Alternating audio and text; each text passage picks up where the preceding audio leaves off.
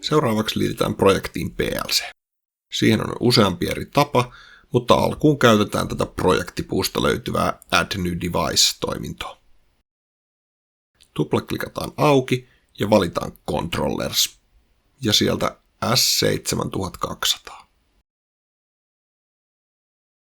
Sen alta valitaan malliksi 1215 DC DC DC